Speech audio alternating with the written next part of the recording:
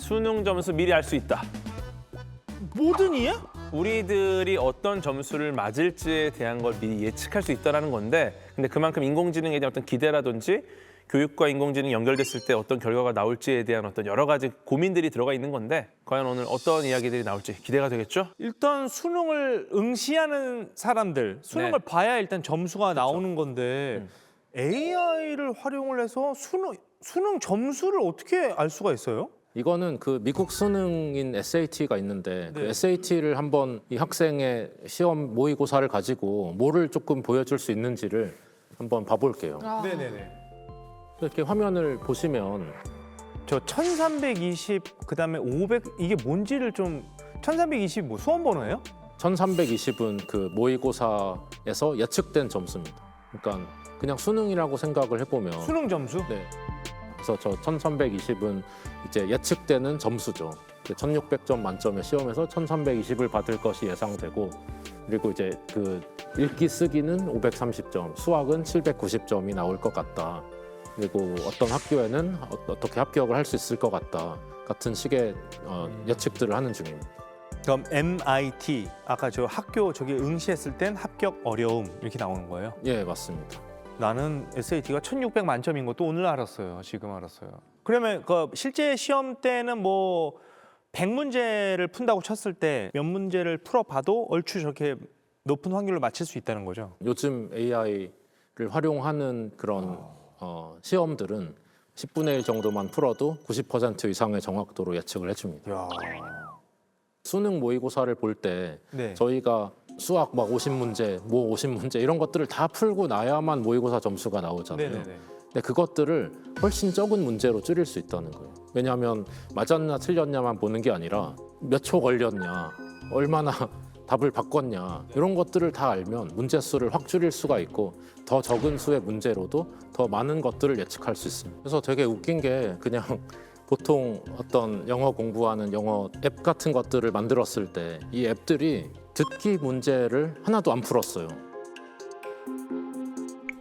그리고 그냥 문법 문제만 풀고 그냥 읽기 문제만 풀었는데 듣기 실력을 예측해줘요. 왜냐하면 기존에 쓰던 몇십만 명, 몇백만 명이 그냥 문법을 이런 식으로 하는 애들은 듣기가 이 정도 되더라라는 게 그냥 데이터 안에 있으니까요. 그래서 그런 것까지도 지금 해주고 있는 세상이 돼버렸습니다. 어떻게 하는 거예요? 학생들이 이제 노트북이나 타블렛 같은 객관식 문제를 풀 때도 요 A번 보기를 골랐다가 보기를 C로 바꿨다가 답을 제출했고 에세이를 뭔가 글을 쓰다가 어디까지 지웠다가 뭐 또 다시 쓰기도 하고 중간에 뭘 검색했다가 다시 돌아와서 검색한 걸 활용해서 뭐 숙제도 하잖아요. 네. 그런 내역들을 잘 분석을 해보면 이 학생에 대한 여러 가지 측면들을 이해할 수 있습니다. 일단 그런 것들도 마찬가지로 로그 데이터를 기반으로 하는 거거든요. 내가 어디서 뭘 켜서 뭘 검색하고 어떤 행동을 했고 어디 오래 멈춰 있었고 어느 걸 빨리 지나갔고 어떻게 보면은 나에 대해서 많이 알면 알수록 인공지능이 나의 취향에 맞는 광고나 뭐 콘텐츠를 추천해 주잖아요. 그것처럼 이제 내가 이거를 잘 푸는 문제, 나한테 어려운 문제, 시간이 오래 걸리거나 많이 돌아간 문제, 오답, 정답 어느 게 더 확률이 높을지를 알 수 있다는 거죠. 정오답률을 예측한다는 건 이제 이 사람이 맞힌다, 틀린다 이것만 예측하는 게 아니라 몇 퍼센트 확률로 맞출 거고 몇 퍼센트 확률로 틀릴 것인가 이렇게 디테일하게 맞출 수 있다는 거죠. 그러니까 예를 들어서 그냥 뭐 날씨로 치면은 뭐 비가 온다 말다 이게 아니라 강수 확률 뭐 몇 퍼센트 약간 디테일하게 우리가 가능성 위주로 볼 수 있지 않을까라는 거죠. 아니, 진짜 인공지능이 어떤 메커니즘으로 그게 가능한 거예요? 이 학생의 지금의 이 데이터, 결과 데이터 이걸 보고서 어떻게 해야지 점수가 많이 오를까를 골라준다고 생각하시면 될 것 같아요. 마치 알파고가 바둑을 둘 때 이렇게 해서 뭐 이렇게 하면 이기겠지?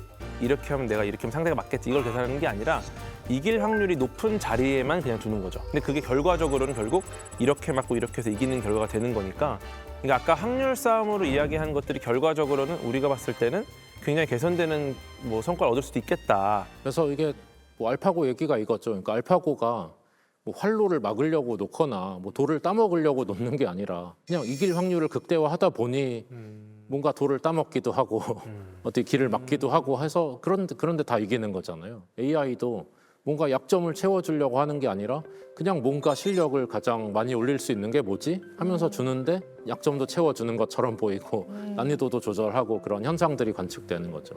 바둑 기사들이 알파고가 두는 걸 보면서 몇천 년 동안 연구했던 우리의 바둑 기보가 알파고가 비슷하게 두는 걸 보면서 우리의 연구가 수학적으로 되게 최적화된 거였구나, 헛된 게 아니었구나를 깨달았대잖아요. 그러니까 그런 걸 느꼈다고 하듯이